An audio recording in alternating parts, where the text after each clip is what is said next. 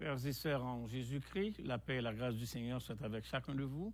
Nous sommes à ce rendez-vous du vendredi pour nos études bibliques que nous appelons généralement la famille à l'étude. Et nous bénissons le Seigneur de pouvoir vous servir dans ce temps de pandémie et de reprendre non seulement notre persévérance au loin, mais aussi de continuer la démarche de servir, d'adorer et surtout de maintenir notre relation spirituelle les uns avec les autres. Certainement, bénissons le Seigneur pour et avec vous. Et l'heure est pour nous de commencer le service. Nous allons vous aider à chanter avec le groupe de louanges le premier chant, « Il est une sainte guerre ».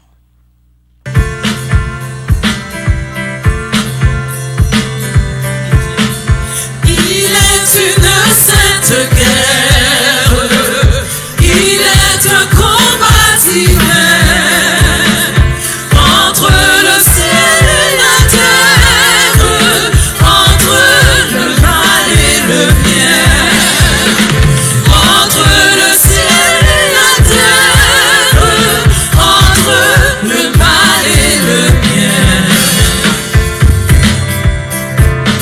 Certaine est notre victoire, luttons sans crainte et sans peur. Nous combattons pour la gloire de Jésus le Rédempteur. Nous combattons pour la gloire de Jésus le Rédempteur. La justice est notre armure, la foi notre bouclier, la vérité pour ceinture, doit à jamais l'oublier. La vérité pour ceinture, doit à jamais l'oublier. C'est une épée invincible qu'on voit briller dans nos mains. C'est la parole infaillible du Dieu sauveur des humains. C'est la parole infaillible du Dieu sauveur des humains. Sous la bannière immortelle, les cœurs en haut nous marchons, de la patrie éternelle, pas à pas nous approchons. De la patrie éternelle, pas à pas nous approchons. Après la lutte suprême, la couronne nous attend. Jésus la mettra lui-même sur le front du combattant. Jésus la mettra lui-même sur le front du combattant.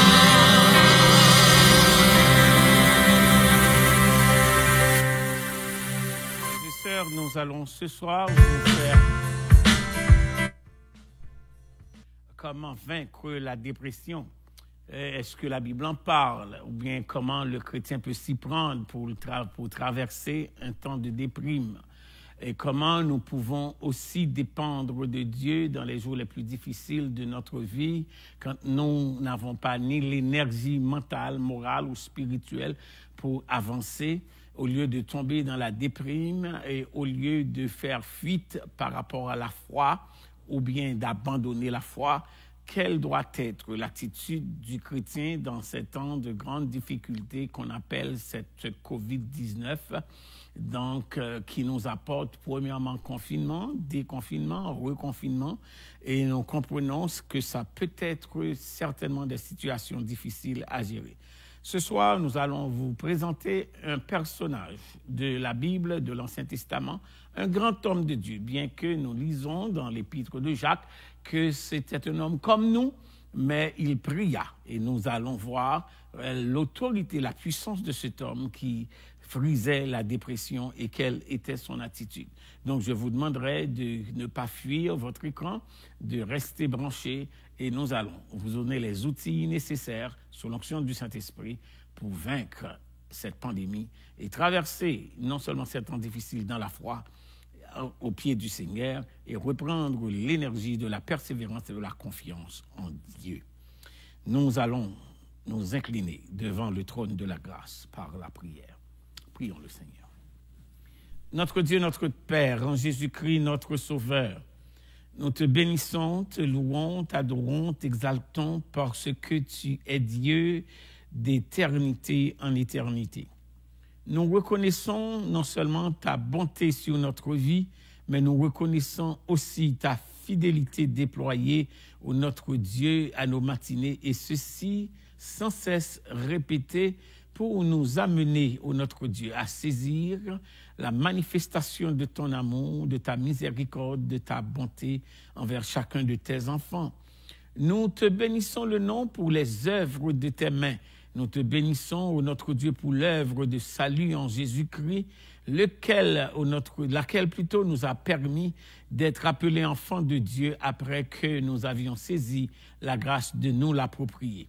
Merci pour Jésus-Christ qui a consenti de faire ce sacrifice propitiatoire et expiatoire en vue de nous amener au notre Dieu, cette œuvre salvatrice. Merci pour le Saint-Esprit qui nous maintient dans ce salut et qui nous convainc de péché, de justice et de jugement. Merci pour la parole de Dieu que tu nous as laissée en vue, au notre Dieu, de continuer notre édification dans l'enseignement de cette parole. Et quand nous pouvons prendre le temps non seulement de lire, mais de l'appliquer à notre vie.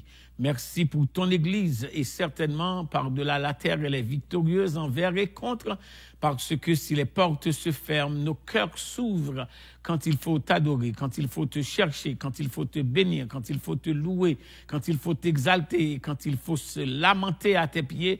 Nous ne perdons pas, ô notre Dieu, le cap parce que nous savons que tu as la réponse à nos difficultés. C'est par la bouche de l'apôtre Paul que tu nous invites, ô notre Dieu, à faire la démarche parce qu'il nous dit « En toutes choses, faites connaître nos besoins à Dieu par des prières et des supplications en rendant des actions de grâce. » Ainsi, Seigneur, nous ne perdons pas de vue que cette invitation reste et demeure une opportunité pour nous de ne pas nous absenter devant le trône parce qu'il y a une prédisposition de ta part, non seulement de nous accueillir, de nous écouter, mais aussi de nous exaucer. Et de notre part, tu attends, ô notre Dieu, des sentiments ou bien des propos d'action de grâce. Merci pour les malades visités, merci pour les chutés restaurés, merci pour les faibles que tu as raffermis, merci pour ton Église que tu continues à visiter et tu marches encore au milieu de ton chandelier. Merci, ô notre Dieu, pour ta fidélité dans le quotidien, de ce que nous pouvons encore respirer, nous pouvons encore avoir le mouvement, l'être. Merci de ce que nous savons que ça vient de toi et de toi seul, parce que, oh notre Dieu, la vie n'a pas d'autre auteur si ce n'est que toi et toi seul. Nous reconnaissons que nous vivons des temps très difficiles. Tu ne nous as pas dit que la terre sera simplement une vie sur tapis rouge. Nous sommes des avertis et tu nous avais dit que la terre est ainsi conçue. Mais tu nous as donné aussi, ô notre Dieu, le remède, ou plutôt l'antidote. Quand est-ce que, ô notre Dieu, quand le ciel semble se fermer, quand la terre est bouleversée, et nous lisons dans le psaume 46, nous sommes sans crainte, parce qu'il est un Dieu dont les courants réjouissent, il est un fleuve dont les courants réjouissent la cité de Dieu, le sanctuaire des demeures du Très-Haut. Et l'auteur du psaume dit, Dieu est au milieu d'elle, elle n'est point ébranlée. Merci de ce que ton secours ne s'absente pas dans la vie de tes enfants et que tu ne restes pas insensible quand l'épreuve est là et tenaille nos vies. Merci de ce que tu es ce Dieu non seulement de la présence, de l'omniprésence et aussi le Dieu qui est omniprésent pour exercer puissance et accorder délivrance. Nous attendons de toi, ô notre Dieu, non seulement une intervention à nouveau pour nous permettre, ô notre Dieu, de passer à travers cette pandémie, cet ange de la mort qui revisite et qui encore effraie l'humanité. Nous prions en ton temps et à ta façon. Tu sauras le disparaître et nous donner l'opportunité de te servir et de revenir dans ta maison pour célébrer, ô notre Dieu, tes merveilles que tu aurais accomplies envers ton peuple. Nous remettons entre tes mains les familles de l'Église, les ministères. Nous remettons entre tes mains aussi, Père des cieux, tous les ouvriers de l'œuvre, que ce soit l'office pastoral, le conseil d'administration, le conseil des anciens, le conseil des ministères, les moniteurs et monitrices d'école du dimanche, la jeunesse. Nous prions, ô notre Dieu, pour l'association des femmes et des hommes. Nous prions, ô notre Dieu, pour tous les ouvriers, comme la sécurité, la comptabilité. Nous n'allons pas oublier ceux-là qui, quand c'était le moment de nous servir à la cuisine, qui n'hésitaient pas et ne faisaient pas marchander, ô notre Dieu, leur énergie, leur temps et leur disposition. Nous prions, Père des cieux, que tu aies un regard sur le ministère de la sécurité. Le protocole permet, ô notre Dieu, que les musiciens trouvent grâce à tes yeux, ceux-là qui reviennent de semaine en semaine pour animer le culte, en sorte que dans la louange et dans l'adoration, nous pouvons, ô notre Dieu, prendre place devant le trône. Nous remettons entre tes mains, ô notre Dieu, tous ceux-là qui, de façon visible ou invisible, te servent dans cette congrégation ou te servent, ô notre Dieu, à travers l'Église universelle. Nous pensons aux missionnaires par-delà la terre. Tu sauras, ô notre Dieu, les préserver et les garder en temps et autre temps. Tu prendras, ô notre Dieu, le ministère du son et de multimédia par la main, en sorte qu'il continue à transmettre à travers les ondes le message de l'Évangile que nous proclamons, ô notre Dieu, en ce temps de confinement, qui est non seulement source de consolation, mais aussi de bénédiction pour tes enfants. Nous prions, Père des cieux, que tu fasses grâce à tous ceux-là qui souffrent, qui gisent, soit dans la maladie, ou bien qui pleurent encore un être cher, dont le deuil, ô notre Dieu, est le menu du quotidien. Seigneur, apporte consolation en ton temps, et certainement nous saurons te bénir le nom quand tu auras agi en faveur de ces familles. Souviens-toi, ô notre Dieu, de nos aînés et de tous ceux-là, ô notre Dieu, qui ont besoin d'une intervention de ta part pour des requêtes qui ont été déposées devant le trône et que, ô notre Dieu, qui ne sont pas encore exaucées. Nous pensons, ô notre Dieu, à d'autres ministères comme le secrétariat. Nous pensons aux ministères comme mission et évangélisation et nous pensons à des ministères, ô notre Dieu, qui sont peu visibles, des ministères d'intercession, de prière, comme les groupes de prière, les cellules. Nous prions, Père des cieux, que ta grâce soit sur ton Église. Et veille à nos sentiments et à notre su que tu es encore en contrôle de la vie et de l'existence. Fais éclater ta gloire dans l'œuvre de la construction de ta maison ici et permets que ton Église par-delà la terre continue, ô notre Dieu, à faire éclater ta voix et ta gloire, ô notre Dieu, quand le message de l'Évangile aura été proclamé avec autorité, simplicité, mais surtout conviction et sérénité. Père de l'éternité, nous prions pour les déshérités du sort, ceux-là pour qui, ô notre Dieu, la terre semble être défavorable dans l'existence. Tu sauras en ton temps et à ta façon bénir et restaurer les vies, pardonner les péchés, ressusciter les morts, guérir les malades et libérer ceux-là que l'adversaire est en train d'opprimer. Nous prions que la délivrance soit accordée à tous ceux-là, ô notre Dieu, qui gisent au bord de sévères difficultés, de stabilité au niveau de la pensée, qui sont, ô notre Dieu, dans la prison. Ceux-là, ô notre Dieu, pas dans la prison physique, mais mentale ou morale ou spirituelle, ou bien qui sont devant des situations qui refusent de changer. Nous prions, Père des cieux, que tu agisses en leur faveur, sachant que tu es le Dieu qui entend, qui défend et qui prend l'épée et qui décide les combats. Dans notre prière, bénis les familles de chaque pasteur de cette assemblée. Bénis, ô notre Dieu, les ouvriers de tout niveau. Une fois de plus, ouvre ta main et rassasie à souhait tout ce qui a vie. Nous te bénissons le nom pour Philadelphie comme cette phare qui éclaire les sentiers ténébreux de cette ville de Saint-Léonard. Tu nous y as placés pour être non seulement l'écho de ta voix, mais aussi l'extension de tes mains et de tes pieds. Pour que par nous, ô notre Dieu, on sait qu'il y a non seulement une église, mais qu'il y a un peuple qui t'adore, qui te serve et qui continue à dire à qui veut l'entendre que l'Éternel règne et que l'Éternel est Dieu. Par-delà la terre, et il habite cette lumière inaccessible, et la terre est son marchepied, et le ciel est son trône, et ainsi notre cœur l'adore, nos vies se constituent une offrande déposée sur son autel, et ainsi, Père des cieux, nous voulons continuer à te servir et te bénir tous les jours de notre vie. Fais grâce, bénis l'enseignement de ce soir, accomplis ton œuvre en nous, manifeste ta présence, visite chacun de tes enfants et entends nos cris, pardonne nos péchés, exauce-nous du roi des cieux, par Jésus-Christ, vivant et rayant avec toi dans l'unité du Saint-Esprit, dès avant tous les temps, à présent et éternellement. Amen. C'est le temps d'accueillir vos dons, c'est le temps de vous permettre de contribuer à l'œuvre du Seigneur. Si vous n'avez pas eu le temps de le faire en fin de semaine ou de ne pas pouvoir l'apporter dans le sanctuaire, c'est le temps, frères et sœurs, que nous vous accordons pour honorer le Seigneur par les biens qu'il nous accorde.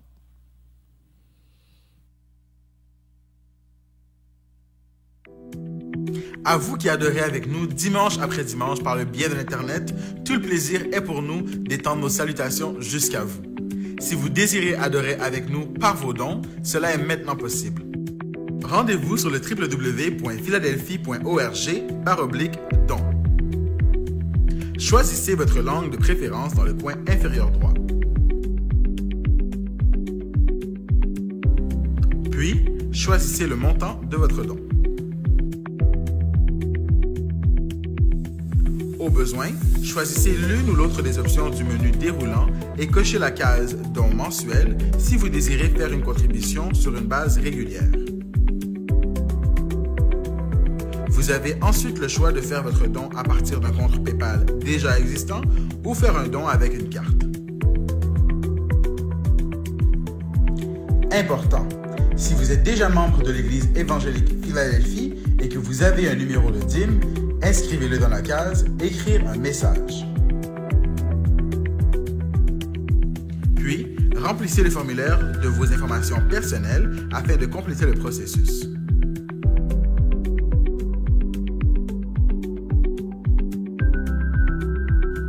Une fois terminé, vous pouvez enregistrer vos informations afin de ne pas avoir à les entrer de nouveau la prochaine fois.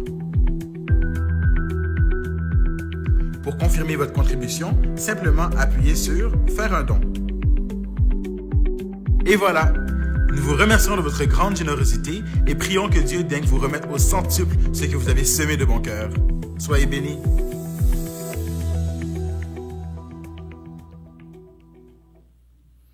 Frères et sœurs, nous allons vous lire 1 Roi chapitre 19, les versets 1er jusqu'au verset 11 inclusivement.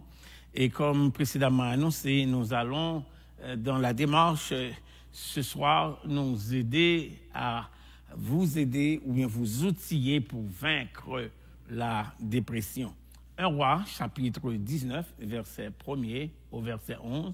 Je vous donne donc le temps pour prendre votre Bible, vous asseoir et faire avec nous la lecture comme nous le faisons quand nous sommes au cœur de l'Assemblée, aux heures de l'étude. Nous faisons la lecture commune de nos passages d'enseignement. 1 Roi, chapitre 19, les 11 premiers versets. Akab rapporta à Jézabel tout ce qu'avait fait Élie et comment il avait tué par l'épée tous les prophètes. Jézabel envoya un messager à Élie pour lui dire « Que les dieux me traitent dans toute leur rigueur si demain, à cette heure, je ne fais de ta vie ce que tu as fait de la vie de chacun d'eux. » Élie, voyant cela, se leva et s'en alla pour sauver sa vie. Il arriva à Beersheba qui appartient à Juda et il y laissa son serviteur. Pour lui, il alla dans le désert où, après une journée de marche, il s'assit sous un genêt et demanda la mort. En disant, « C'est assez, maintenant, Éternel, prends mon âme, car je ne suis pas meilleur que mes pères. » Il se coucha et s'endormit sous un genêt, et voici un ange le toucha et lui dit, « Lève-toi, mange. » Il regarda, il y avait à son chevet un gâteau cuit sur des pierres chauffées et une cruche d'eau. Il mangea et but, puis se recoucha. L'ange de l'Éternel vint une seconde fois, le toucha et dit, « Lève-toi, mange, car le chemin est trop long pour toi. » Il se leva, mangea et but, Et avec la force que lui donna cette nourriture, il marcha 40 jours et 40 nuits jusqu'à la montagne de Dieu à Horeb. Et là, il entra dans la caverne et il passa la nuit. Et voici la parole de l'Éternel lui fut adressée en ces mots. « Que fais-tu ici, Élie ?» Il répondit, « J'ai déployé mon zèle pour l'Éternel, le Dieu des armées. Car les enfants d'Israël ont abandonné ton alliance, ils ont renversé tes autels, ils ont tué par l'épée tes prophètes. Je suis resté moi seul et ils cherchent à m'ôter la vie. » Verset 11, l'Éternel dit, « Sors et tiens-toi dans la montagne devant l'Éternel. » Et voici l'Éternel passa. Et devant l'Éternel, il y eut un vent fort et violent qui déchirait les montagnes et brisait les rochers. Et l'Éternel n'était pas dans le vent.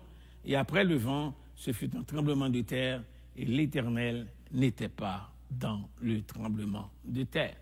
Frères et sœurs, c'est un passage utilisé plus d'une fois, à plusieurs occasions, pour explorer le personnage, ce grand homme de Dieu répondant au nom du prophète Élie. La victoire sur la dépression, c'est le sujet que nous aimerions traiter avec vous ce soir, en lieu et place d'enseignement d'un thème trop théologique ou bien doctrinal. Donc, nous situons cet enseignement dans le contexte que nous vivons, qui peut être une occasion ou bien une situation qui amène déprime ou dépression ou mécontentement. C'est quoi, frères et sœurs, la dépression? La dépression, c'est une maladie mentale. C'est une maladie mentale qui est alimentée par comme le chagrin, ou bien le mécontentement, ou bien quand on a perdu le sens de l'espérance, quand on a perdu le sens de la valeur de soi, de l'estime de soi. C'est une maladie qui ne se guérisse pas d'elle-même. Et ainsi, ça ne disparaît pas avec le temps si on n'y prend pas soin. Donc, conséquemment, ça nous apporte des états d'esprit comme on est affligé, on est dans la confusion, ou bien on est déçu, et ça nous jette dans la déprime. Il y a d'autres champs aussi qui alimentent la dépression, quand on est effrayé, par exemple, ou bien quand on est en passage d'abandonner quelque chose, soit une carrière, soit une série d'études, soit une certaine stabilité professionnelle qu'on avait, ou bien qu'on se sente épuisé, mal aimé. Quand on est faible, on devient aussi dans la déprime impatient, incertain et finalement découragé. Et dans cette discipline qui est une maladie, ou bien dans cette, pas discipline, je dirais, dans cette dysfonctionnalité de gérer la capacité, avoir la capacité de gérer ce qui se passe dans la tête, nous avons la fâcheuse tendance de nous laisser mener par la déprime. Et entendons-nous que cette situation que nous vivons avec la COVID-19, qui nous impose un changement dans le professionnalisme, un changement dans les études, un changement dans la famille. C'est comment nous pouvons faire face à tous ces changements, un changement aussi dans l'économie, un changement dans la pratique de notre foi, dans notre culture d'adoration. J'ai entendu quelqu'un dire, c'est quoi cette histoire d'appeler, de s'enregistrer à l'église pour venir à l'église? Et tout ceci, ce sont des changements fondamentaux qui amènent une autre façon, une autre conception de l'existence, et nous devons y faire face, bon gré, mal gré. Le pire de cela, c'est parce que personne ne nous donne pas des explications, si ce n'est que nous impose des restrictions dans l'existence. si ce n'est que nous imposer, je m'excuse, si ce n'est de nous imposer, qu'on nous impose, ou bien de nous imposer des restrictions dans l'existence qui sont des droits d'existence. Je parle pas simplement des droits de citoyens au niveau de la loi, de la législation. Non, c'est des droits d'existence. Une fois qu'on a droit à l'existence, on respire. On n'a pas obligé de mettre quelque chose sur nos nez, sur nos lèvres, qui nous irrite parfois pour pouvoir vivre. On va au marché quand on a le besoin. On en sort quand on a le besoin. Jamais on ne devrait se mettre en ligne pour rentrer dans un supermarché. Jamais on ne se met pas en ligne pour entrer à l'église. Jamais on ne se met pas en ligne pour entrer dans un magasin ou quoi que ce soit. Ce sont des changements fondamentaux qui viennent de chambarder la vie et l'existence et qui amènent des confusions un peu partout. Que ce soit chez les enfants, que ce soit chez les jeunes, que ce soit chez les couples, c'est la famille, c'est les grands professionnels comme c'est les journaliers, ceux-là qui font des travaux de main. La vie a changé sous nos yeux sans préavis. Sans préavis. Et ceci, c'est l'occasion de regarder non seulement la dysfonctionnalité de la famille, comment ça fait aussi sortir des choses. Que le travail, des fois, était un subterfuge pour cacher autre chose. Et ainsi, l'économie, soit la perte du travail, ou bien le fait qu'on est obligé de rester de travailler à la maison, que je considère comme un privilège pour certains qui ne le voient pas comme ça, mais pensez à ceux-là qui ont perdu leur emploi et qui doivent continuer à vivre envers et contre, et qu'aujourd'hui, les $2 000 que le gouvernement avait donnés, il revient à la charge, vous devez le remettre, et vous êtes encore dans la même situation. Vous comprendrez, frères et sœurs, que cette situation n'est pas facile.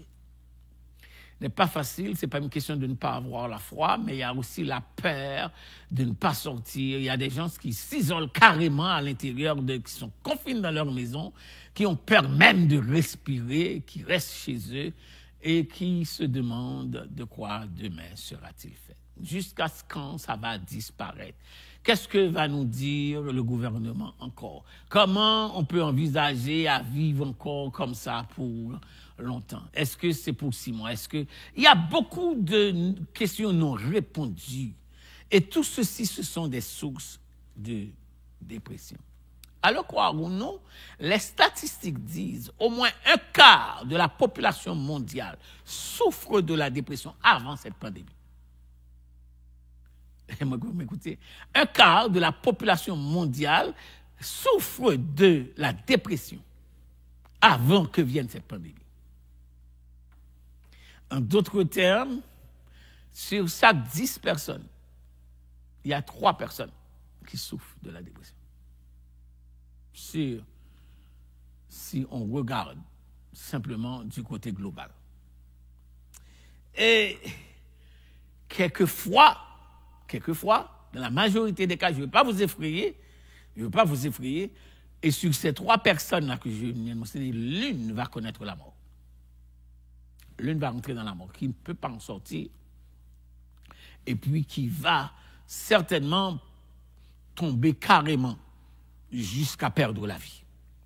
Il n'y a pas d'histoire des gens qui sont nés déprimés, ou bien une masse de gens qui sont morts déprimés.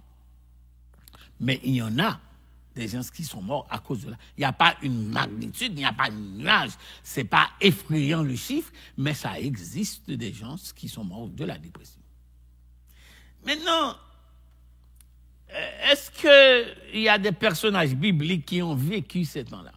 Et s'il n'y a pas de personnages bibliques, est-ce que la solution à la dépression est exclusivement séculière, médicale, elle est exclusivement scientifique? Est-ce qu'il y a une certaine approche culturelle à l'approcher? J'aimerais vous présenter un personnage que vous et moi, nous connaissons très bien, répondant au nom du prophète Élie. Pour vous dire, premièrement, en déclaration que aucune personne n'est exempt, je vais vous présenter un petit peu ce personnage. Le nom Élie veut dire Jéhovah est Dieu. C'est ce que veut dire son nom de l'hébreu El-Haï. Donc, si on va de l'anglais, de l'hébreu, le El, c'est Dieu, I, je suis Dieu, si vous voulez. C'est ce que veut dire son nom. Jéhovah est Dieu. C'était une voix imposante de l'Ancien Testament. Imposante de l'Ancien Testament, c'est un homme qui avait le pouvoir de parler aux instances politiques de son temps. C'est un homme qui avait la force de commander, l'autorité, la puissance de commander la nature. C'est un homme d'une symbole ou bien d'autorité, d'une rare particularité. Cependant, je viens de vous dire dans mon introduction, quand nous lisons l'épître de Jacques qui nous invite à la prière, à l'intercession, et pour regarder l'autorité et la puissance de la prière, il dit, Élie était un homme comme nous. Cependant, il a prié pour qu'il ne plût pas. Voilà la force et l'autorité sur les forces naturelles que cet homme avait. Donc, c'est un être humain normal avec une mission extraordinaire. Donc, c'est un homme qui parle à des rois, c'est un homme qui parle à la pluie, c'est un homme qui parle à la terre, c'est un homme qui parle aux eaux desséchées, c'est un homme qui a l'autorité et la puissance. Donc, la dépression ne reconnaît pas vos aptitudes et vos habilités pour qu'elle ne vous touche pas. Il n'est pas une question d'être grand pasteur, d'être grand chrétien, d'être diacre, d'être grands anciens, d'être grand moniteur des codes du monde, d'être grand... Non, ça n'existe pas. La dépression frappe n'importe qui, n'importe quand, n'importe où. Ah, je suis grand croyant, moi je n'y crois pas. Ah, assurez-vous que c'est pas parce que vous n'êtes pas spirituel que la dépression ne va pas vous attaquer. Non, c'est pas parce que vous êtes en déprime par rapport à votre foi, vous ne maintenez pas une bonne relation avec Dieu, vous ne priez pas, vous n'êtes pas fervent. Non. J'aimerais que vous pensiez à cette réalité. C'est une réalité psychosomatique. Et presque, quand on parle du psycho, on comprend que le grec parlerait du psyché tout près, ça veut dire c'est des besoins de l'âme, c'est la détresse de l'âme qui atteint notre mental, notre cerveau et qui nous empêche de bien fonctionner. On rencontre ce personnage à 1 Roi chapitre 19 dans son déprime. Et j'aimerais que vous regardiez avec moi quels sont les épisodes qu'il est en train de vivre qui lui donnent de tomber ou bien qui l'a invité à se laisser tomber dans cette déprime-là. La première chose que nous lisons, c'était sous la puissance d'une menace politique. Akab rapporta à Jézabel, je suis 1 Roi 19, tout ce qu'avait fait Élie. Donc, il est victime de quoi? Il est victime de dénonciation.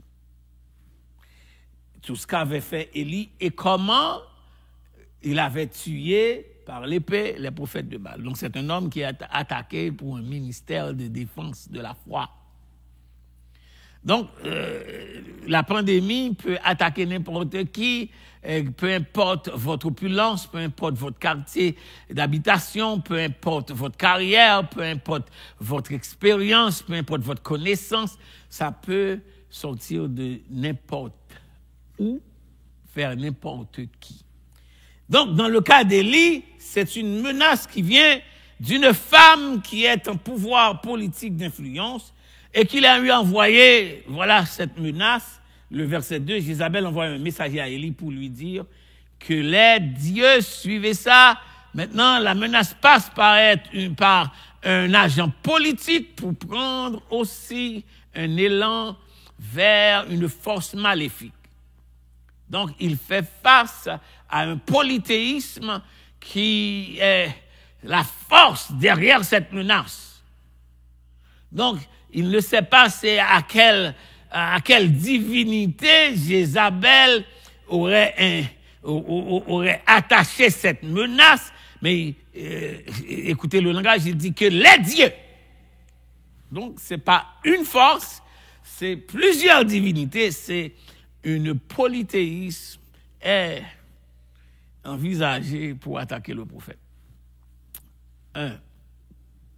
Sous peine de conspiration contre lui, dénonciation. 2, une menace lui a été envoyée. Et 3, sa vie est menacée. Bon, supposons qu'on nous dit que cette COVID-19 vient de la Chine ou de la France ou de n'importe quel pays du monde. Donc, on ne peut pas dire c'est une force naturelle parce qu'on sait que ça a été fabriqué. Donc, c'est un produit humain qui est en train d'atteindre non seulement votre vie, serait-ce votre premier motif d'existence, votre premier droit d'existence, c'est la respiration. Et voilà ce soir un personnage qui fait face à la menace comme la COVID-19 fait menacer notre vie. Qui plus est, on ne sait pas quand est-ce qu'on le prend, quand est-ce qu'on ne le prend pas. On ne sait pas où est-ce qu'on peut l'attraper, où est-ce qu'on ne peut pas l'attraper. Voilà pourquoi les gouvernements font toutes sortes d'exercices. Ils disent qu'il faut fermer les lieux publics, il faut empêcher les réunions à la maison. Donc, on est en train de vous distancer de vos proches. Ce n'est pas même de vos proches, de votre famille. On nous dit qu'il y a des zones jaunes, des zones rouges, des zones vertes. On essaie d'inventer toutes sortes de précautions. Donc, en sorte que votre foi est attaquée, votre liberté morale est attaquée, votre liberté de citoyen, d'homme, simplement d'humain est attaquée. Donc, la vie est menacée. C'est assez pour être déprimé. Nous allons continuer pour voir ce qui se passe avec ce grand homme. Il recevait un message de mort. Il dit que les dieux me traitent dans toute leur rigueur si demain à cette heure je ne fais de ta vie ce que tu as fait de la vie de chacun d'eux. Donc ici la menace prend une autre dimension. C'est une réponse. C'est une réponse à ton ministère de défense de la foi et tu as tué des prophètes. Donc en réponse on va aussi te tuer. Donc Élie pourrait se consentir et admettre que, bon, c'est justice, mais pour nous, c'est à qui nous avions eu affaire d'enlever la vie pour qu'on veuille nous enlever la vie. On nous dit que c'est une tentative de réduire la population mondiale. C'était l'objectif de cette pandémie ou bien de cette COVID-là. Donc, on veut vous enlever la vie parce que vous êtes au nombre de ceux-là qui sont un peu de trop sur le globe. Et donc, c'est irrationnel, ça. Nous allons voyager pour voir qu'est-ce qui est arrivé à cet homme qui est à la fois affligé, qui est à la fois déprimé, qui est à la fois effrayé, qui est à la fois épuisé, qui devient faible comme homme puissant, qui devient impatient, qui vit dans une incertitude et qui est découragé. De ce fait, regardons le verset 3. Élie, voyant cela, se leva et s'en alla pour sauver sa vie. La première chose qu'il fait, il va se cacher, s'isoler. C'est pas ce que nous faisons dans la dépression. On se ferme, soit dans une chambre, on ne parle à personne, on ne se baigne pas, on ne se lève pas. On va voir, c'est des signes de dépression. Il n'y a pas de toilette, on ne se réveille pas avec la même énergie, on regarde la vie avec une incertitude. Il est en train de s'isoler pour sauver sa vie. Où est-ce qu'il faut s'isoler? Pendant l'enseignement ce soir, je vais faire référence à des passages bibliques que vous devez lire et à des cantiques, comme le cantique vivant sur cette terre de péché, de confort, de bonheur privé, vivant contre l'adversaire obstiné qui est cette COVID-là aujourd'hui. Qui peut m'aider sinon Jésus? Les amis sont gentils et je les aime, nous vivons en bon terme. Mais quand mon âme a soif de paix suprême, c'est ce que cette COVID fait, enlève notre paix. Qui peut m'aider suivant Jésus? La vie est belle auprès de bons parents. Bon, dans ces derniers temps, même les parents, vous ne pouvez pas les visiter. Qui m'entourent bien tendrement. On n'a pas ça aujourd'hui. Mais de la mort, quand mugit le torrent, c'est ce que fait la COVID-19.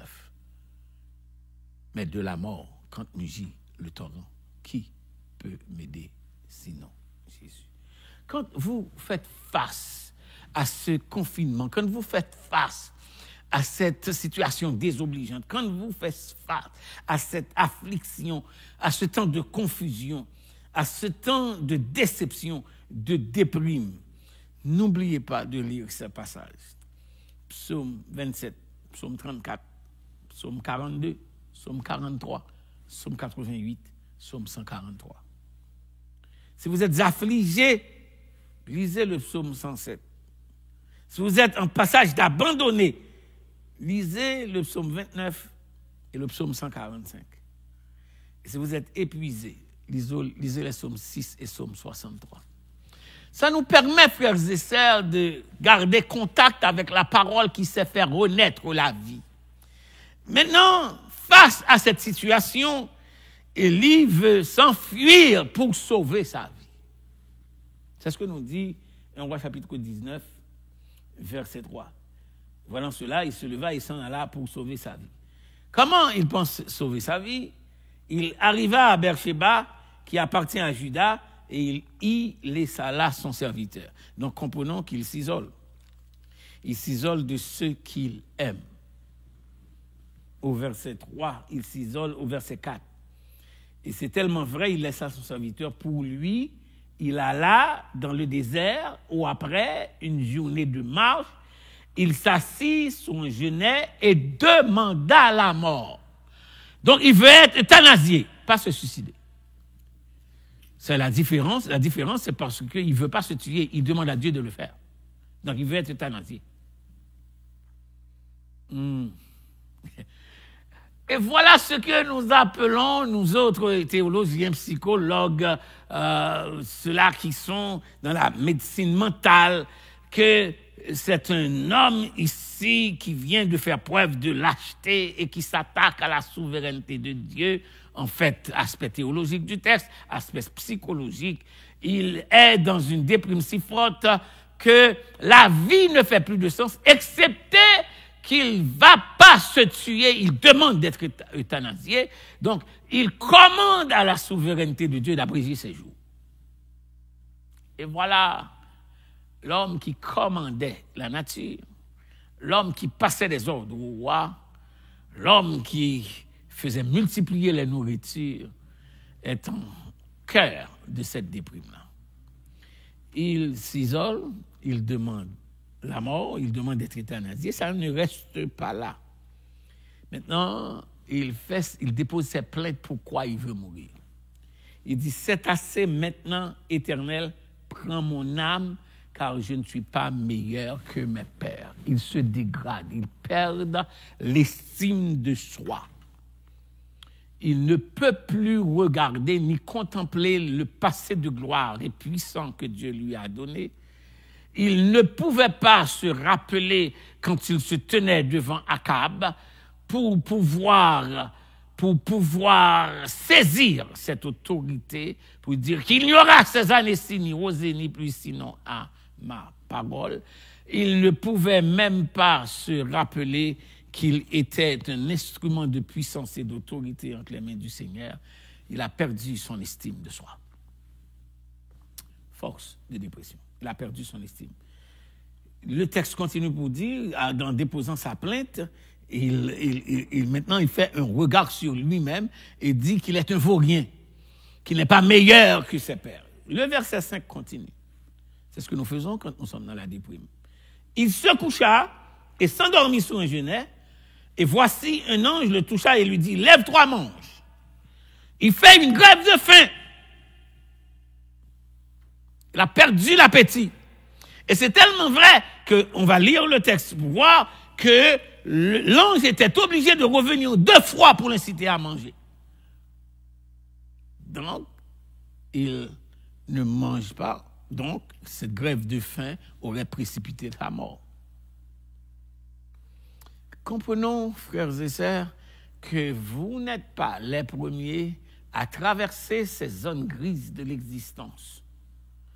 Comprenons que la Bible, c'est ce livre vers lequel nous nous tournons pour regarder les solutions à toutes les situations de l'existence. Serait-ce des temps de grande déception? Serait-ce des temps de grande dépression? Serait-ce des temps de grande désappréciation de soi?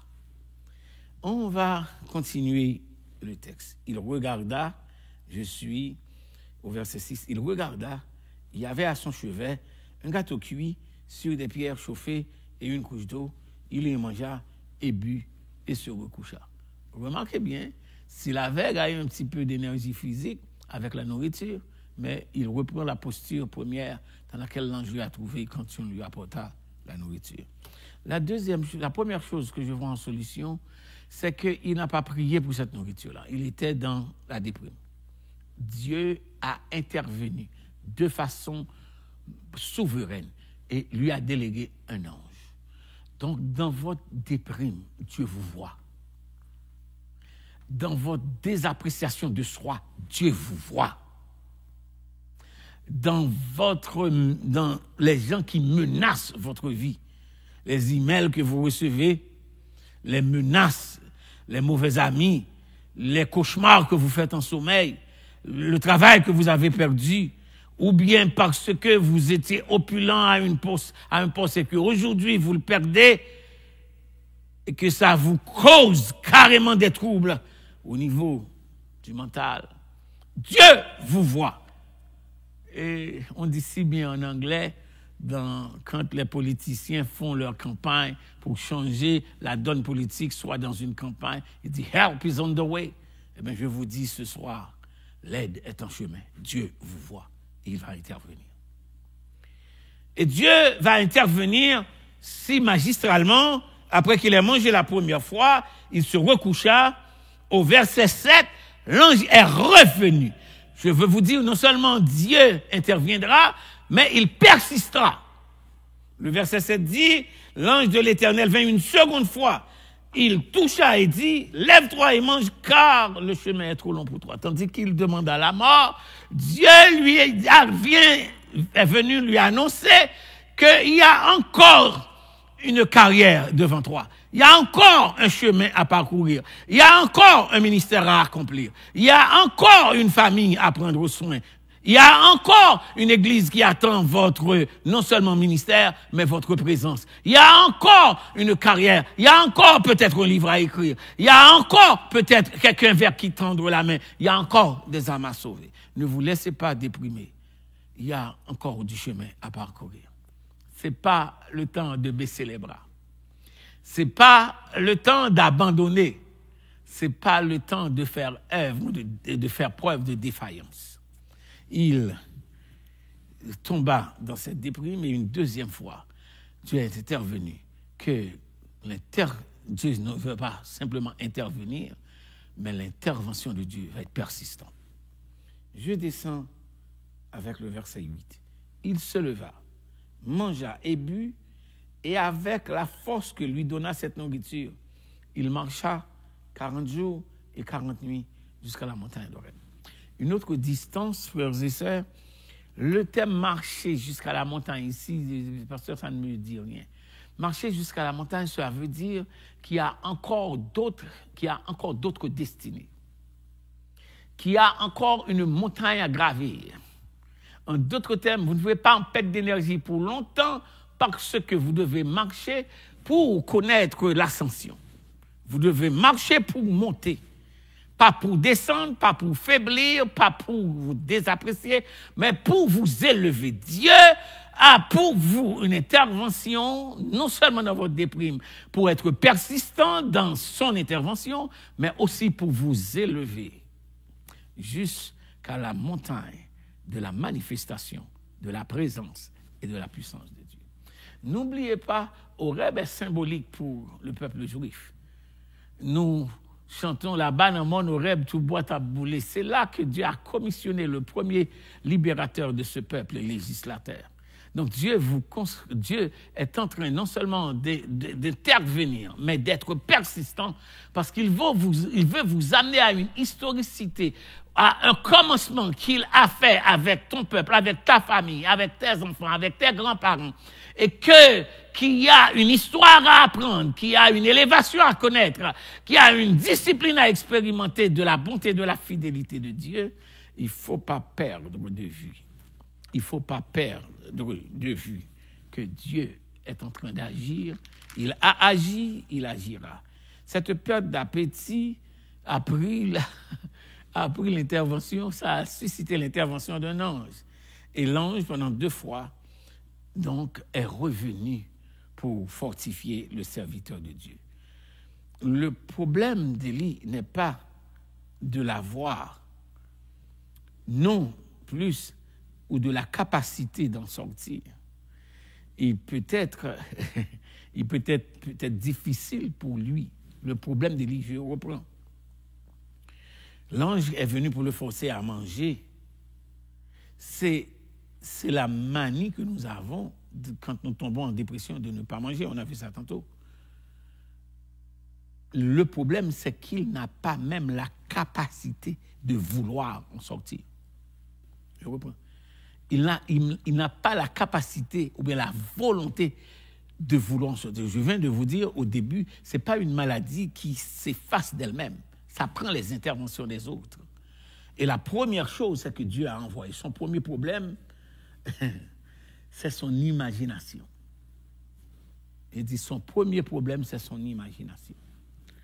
Je vais essayer de vous aider à comprendre ça. C'était pour lui le début de la fin de l'influence qu'il avait sur le roi et sur la royauté.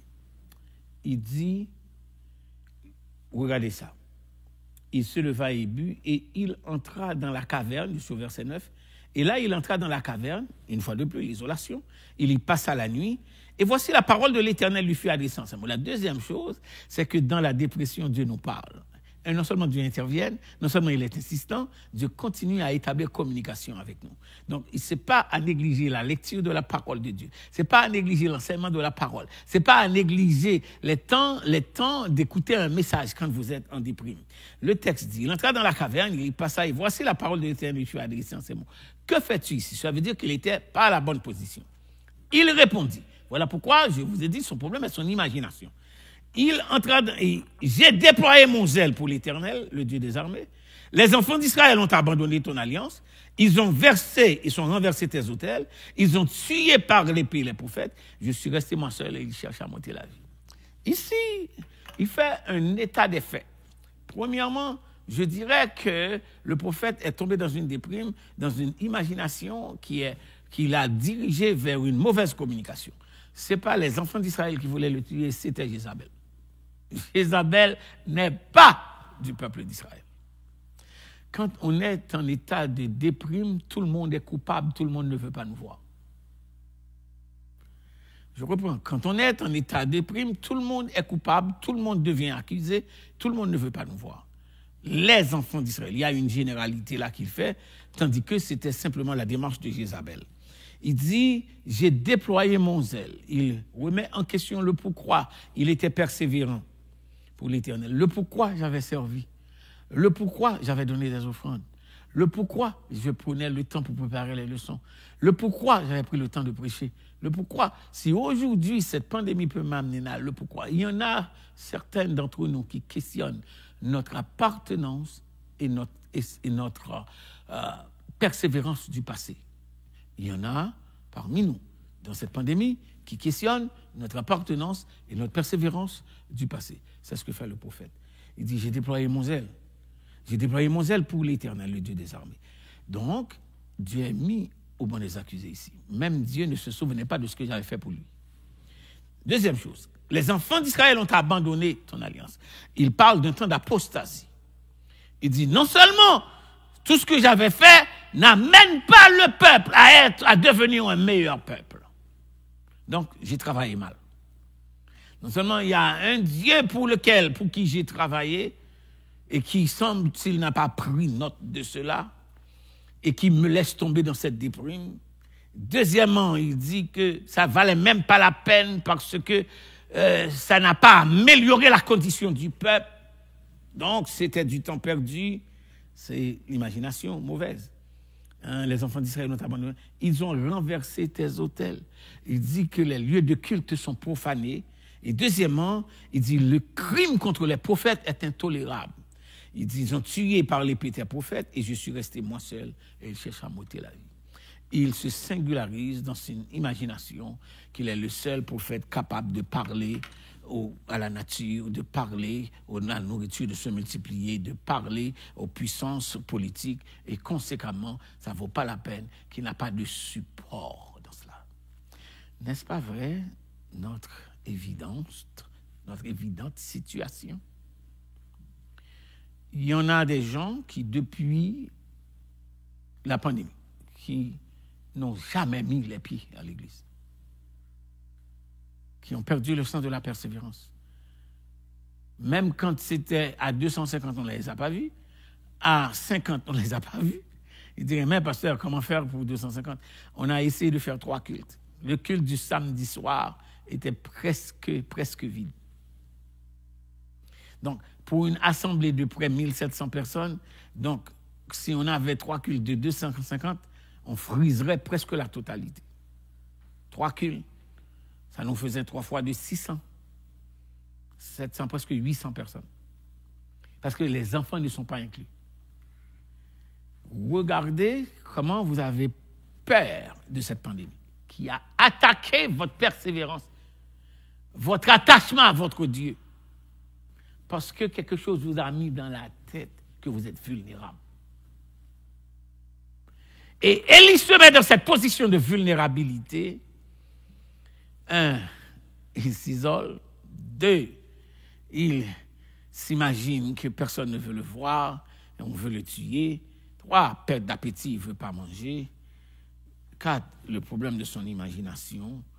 Et ainsi, il a peur du lendemain. Et il demande la mort. Il y a un deuxième problème avant de vous laisser partir. Il est devenu irrationnel. Il est devenu irrationnel. Comment j'explique ça? Voici ce qu'il dit. Il répondit, quand l'Éternel lui dit, au verset 9, il entra dans la caverne, il y passa la nuit, et voici la parole de l'Éternel lui fut adressée en ces mots. Que fais-tu ici, Élie? Que fais-tu ici, Élie? Il répondit, j'ai déployé mon zèle pour l'Éternel, le Dieu des armées. Les enfants d'Israël ont abandonné ton alliance. Ils ont renversé tes autels. Ils ont tué par l'épée tes prophètes. Je suis resté moi seul et ils me cherchent à m'ôter la vie. Il se fait irrationnel. Irrationnel pourquoi?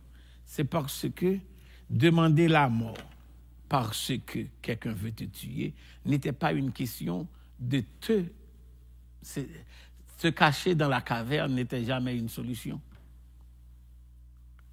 Qui peut se cacher devant la mort vraiment? 1. 2. Il connaît qui voulait le tuer. 2. Il connaît que c'est Jézabel. Mais pourquoi il est perdu dans cette irrationalité pour dire que les enfants d'Israël voulaient le tuer? Dans la dépression, nos raisonnements ne sont pas rationnels. Je reprends. Dans la dépression, nos raisonnements ne sont pas rationnels. Et que quand nous sommes en train de perdre la raison,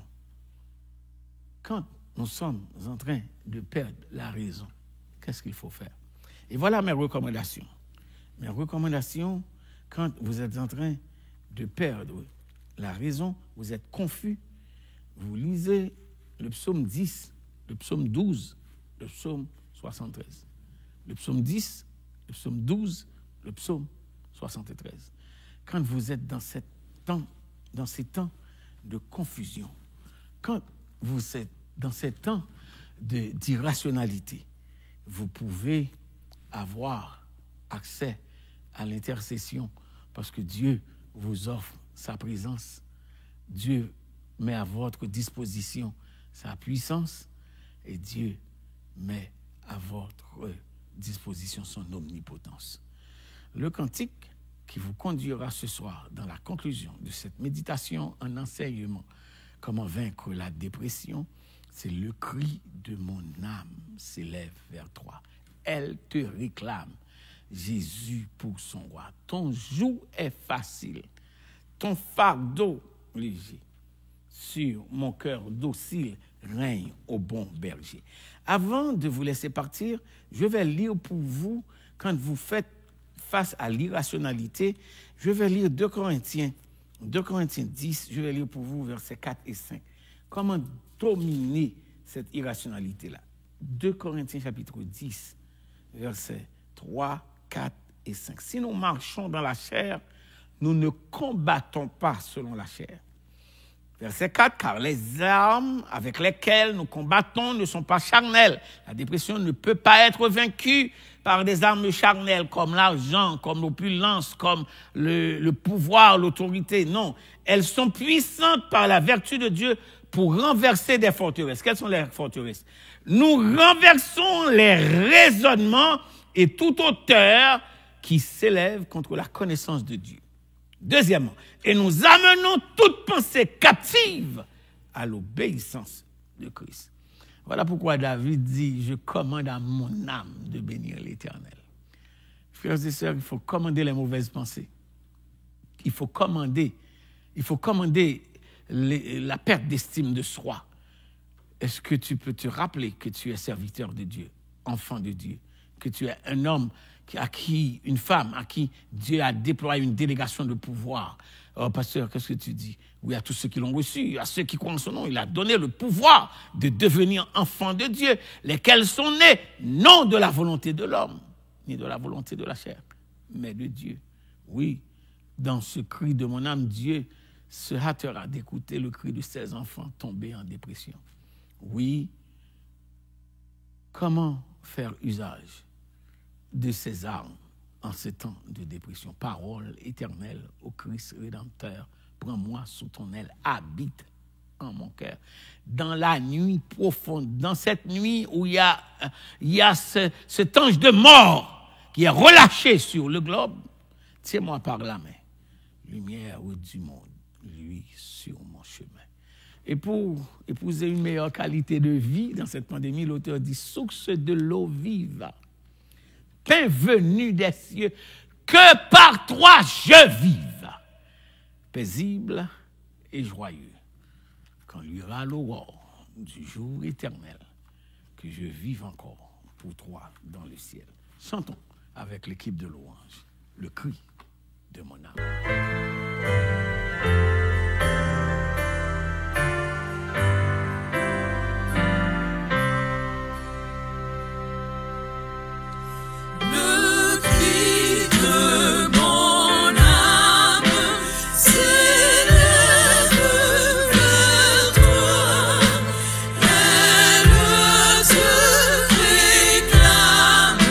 Jésus pour son roi, ton jour.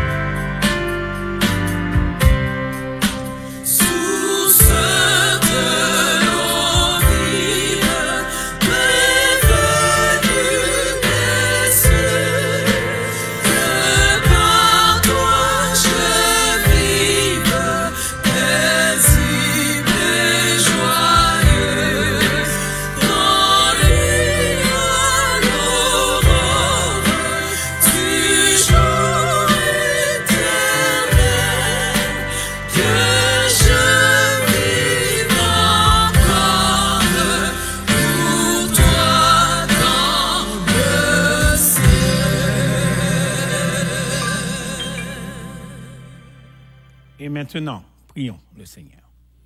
Ô Père de l'éternité, la provision de ta parole à nos cœurs, ô notre Dieu, nous sensibilise à une nouvelle réalité de ta présence dans nos heures de grande défection, de déception et de dépression. Tu es cette source d'eau vive, tu es ce pain spirituel et éternel descendu du ciel. Nous prions, Père des cieux, que tu visites ton peuple, ceux-là qui gisent au bord du désespoir et dont la dépression est le menu du quotidien ou bien c'est ce qu'ils contemplent. Nous prions, ô notre Dieu, que l'appétit revienne.